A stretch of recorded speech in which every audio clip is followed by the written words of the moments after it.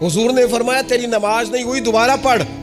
आप जब तक पूरी तरतीब से नमाज नहीं पढ़ते, रब की इबादत है ना, करीम भी बड़ा है ना, मेहरबान भी बड़ा है ना, गफूर भी बड़ा है, लेकिन अगर मुरत्तब तरीके से ना पढ़ो तो वो तो नमाज कबूल नहीं करता। नबी पाक सल्लल्लाहु ताला अलैहि वसल्लम के सामने आके एक शख्स ने नमाज पढ़ी, इबादत की है, आया है, झुका है, लेकिन इबादत भी बेतरतीबी नहीं, बेढंगी नहीं, गैर मुरत्तब नहीं, गैर मुनज़्ज़म नहीं, ऐसे नहीं कि जैसे मर्जी कर ली। उसने आके नमाज पढ़ी तो हुजूर ने उसको देखा और नबी पाक अलैहिस्सलाम ने फरमाया तेरी नमाज नहीं हुई, दोबारा पढ़।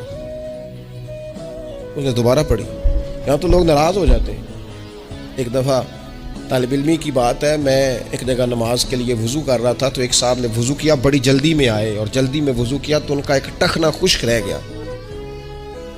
तो मैंने उनकी खिदमत में बड़ी, चूँकि बुजुर्ग थे, बड़े थे मुझसे, मैंने बड़ी अर्ज़ की, मैंने कहा वो आपको ख्याल नहीं रहा, आपका टखना खुश्क है। वो कहते हैं मौलवी वो लंघन ना दिया दे, देखियो को लंघ ना जाए। तो सब कबूल करनी कि अल्लाह ने। मैंने उनसे कहा आप क्या काम करते हैं? कहने लगा मैं कपड़ा बेचता हूँ। तो मैंने कहा अगर आपका 1000 रुपये वाला गज कपड़ा हो तो कोई शख्स के कोई अर्ज नहीं, चल मेहरबानी कर 300 का दे देते हो?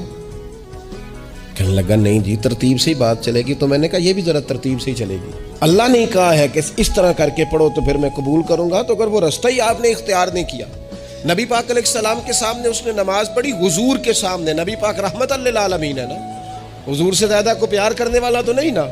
नबी पाक ने तो नहीं फरमाया चल मेरे सामने पढ़ी या तेरी कबूल ही कबूल है। हुजूर ने फरमाया तेरी नमाज नहीं हुई, दोबारा पढ़।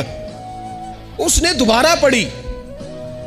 हुजूर ने फरमाया तेरी नमाज नहीं हुई, दोबारा पढ़। उसने 12 पढ़ी, 3 दफ़ा पढ़ी। फिर हुजूर की बारगाह में आया तो नबी पाक अलैहिस्सलाम ने फरमाया जब तू रुकू करे तो सही करके रुकू कर, जब तू सजदा करे तो सही करके सजदा कर, और जब तू क़याम में खड़ा हो तो एक मुनज़्ज़म तरीके से खड़ा हो। फरमाया इस एतदाल, इस नज़्म व ज़ब्त से, इस तरतीब से नमाज पढ़, उम्मीद है खुदा के फजल पर कि वो तेरी इबादत को कबूल फरमाएगा।